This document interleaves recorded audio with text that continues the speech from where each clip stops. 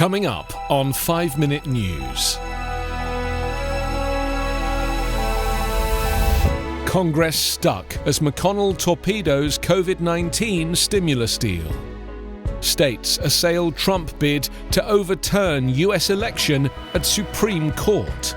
And Greta Thunberg says we are speeding in the wrong direction on climate crisis. It's Friday, December 11. I'm Anthony Davis. An emerging $900 billion COVID-19 aid package from a bipartisan group of lawmakers all but collapsed Thursday after Senate Majority Leader Mitch McConnell said Republican senators won't support $160 billion in state and local funds as part of a potential trade-off in the deal.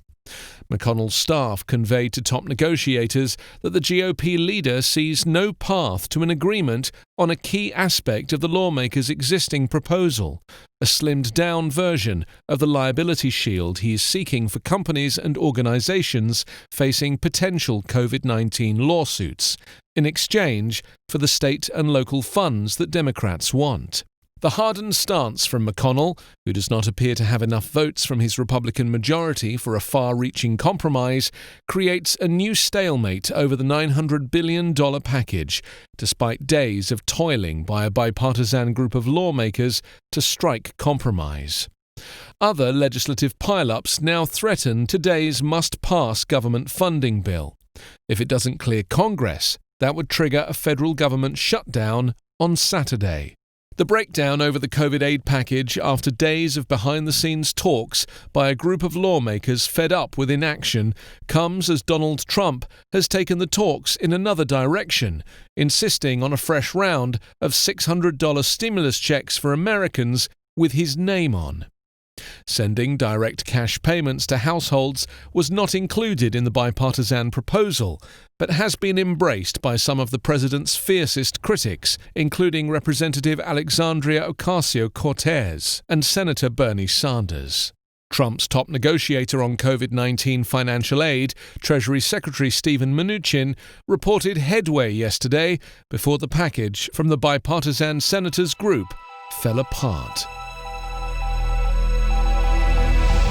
Georgia, Michigan, Pennsylvania and Wisconsin on Thursday urged the U.S. Supreme Court to reject a lawsuit filed by Texas and backed by President Donald Trump, seeking to undo President-elect Joe Biden's election victory, saying the case has no factual or legal grounds and offers bogus claims. What Texas is doing in this proceeding is to ask this court to reconsider a mass of baseless claims about problems with the election that have already been considered and rejected by this court and other courts, Josh Shapiro, Pennsylvania's Democratic Attorney General, wrote in a filing to the 9 justices. Texas filed the long-shot suit against the 4 election battleground states on Tuesday directly with the Supreme Court. It asked that the voting results in those states be thrown out because of their changes in voting procedures that allowed expanded mail-in voting during the coronavirus pandemic. Trump's campaign and his allies already have been spurned in numerous lawsuits in state and federal courts challenging the election results. Legal experts have said the Texas lawsuit has little chance of succeeding and have questioned whether Texas has the legal standing to challenge election procedures in other states.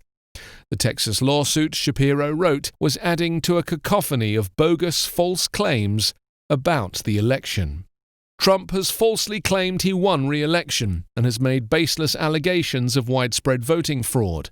State election officials have said they found no evidence of such fraud. Trump filed a motion with the court on Wednesday, asking the justices to let him intervene and become a plaintiff in the suit filed by Ken Paxton, the Republican Attorney General of Texas and an ally of the president.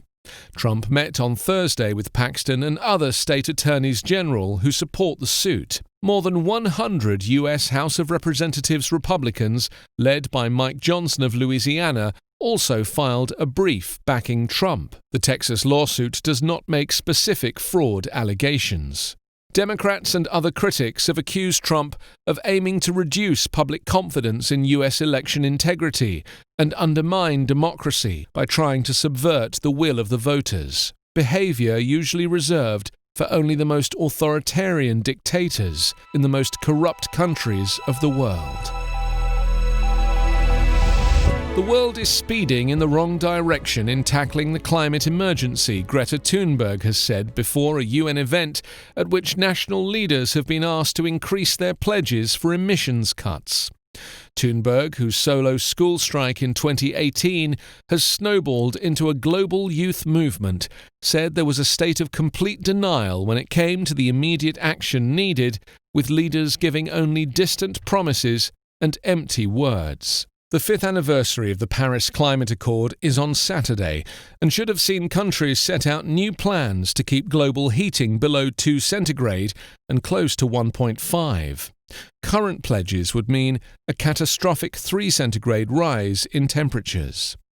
But the planned summit has been postponed because of the coronavirus pandemic until next November, and a virtual one-day UN meeting will take place instead, involving up to 70 world leaders. Thunberg has released a video which calls leaders to account for failing to reverse rising carbon emissions. "We're still speeding in the wrong direction," she said. "The 5 years following the Paris Agreement have been the 5 hottest years ever recorded, and during that time, the world has emitted more than 200 billion tons of CO2.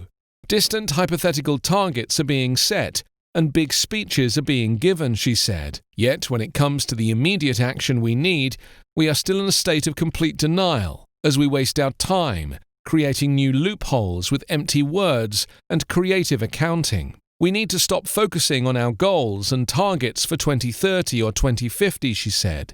We need to implement annual binding carbon budgets today." You can subscribe to 5-Minute News on YouTube with your preferred podcast app. Ask your smart speaker or enable 5-Minute News as your Amazon Alexa flash briefing skill. Subscribe, rate and review online at 5minute.news.